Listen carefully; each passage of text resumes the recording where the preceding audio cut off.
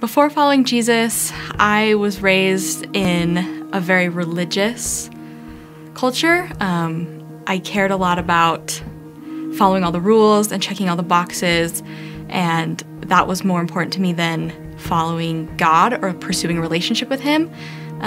All I wanted was to do everything right, and it didn't matter to me really what that was. As long as there was something in front of me to do, I would do it. And I thought that's how I would get God to love me, get other people to accept me, and how I could get to heaven or the highest kingdom.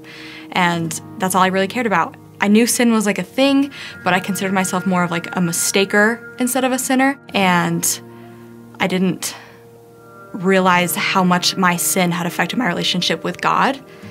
I just knew that I had made Jesus suffer for me, but I didn't realize that the cross was so important. I just wanted people to see me as good and something to attain instead of looking to Jesus and what He had done for them.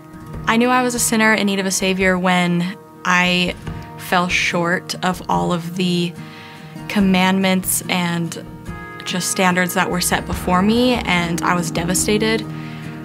I felt like I was just gonna lose all my friends, my family, and my relationship with God. But instead of judgment, I found grace. And it was super confusing for me at first because learning about grace my whole life, it was just something that I would kind of attain after I'd done everything I could do. I had to try as hard as I could, and then God would just like kick it in at the end for me. But I received grace from God and from my community, and I realized that grace was getting what I don't deserve. And studying the Bible, all through the Bible, it's saying that we can't work for grace and we can't work for our salvation. And what really struck me is when Jesus died on the cross and He said, "It is finished."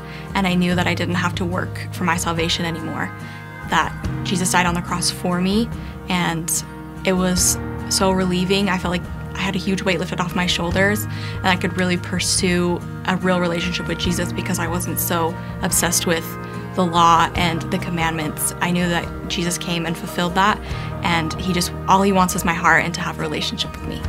So studying the Bible and realizing the differences between the gospel that I grew up with and the true biblical gospel is all of the obedience to be accepted by God. And now, after studying and reading, I am accepted by God no matter what I do, and therefore I want to obey Him. I want to follow what He asks me to do, which is a huge reason I want to get baptized today, because Jesus asked us to do that. I want to follow Jesus, and I want to invite people into my life who can hold me accountable and help me on this path for the rest of my life so I can continue to love Him well and love other people well. And I'm so grateful to the people at South Mountain that have come before me to make this opportunity possible, and I hope we can keep it a safe place for people who want to come here, who want to ask questions, and who want to know God for themselves. Hi, I'm Zach. I'm Candace's husband, and it is my privilege to baptize you today. I just want to say before doing this that over the past 5 years, I've just been it's been so great to watch you just relentlessly pursue truth, and the way that you share that with everyone with such grace is such an encouragement to me and an inspiration to me every day. So thank you for that. And so it's my honor to baptize you today. So Candace, I have a couple questions for you. First is, have you placed your faith in Jesus Christ as your Lord and Savior? Yes. Is it your intention to live for Him for the rest of your life? Yes. And on that confession of faith, I baptize you in the name of the Father, and the Son, and the Holy Spirit.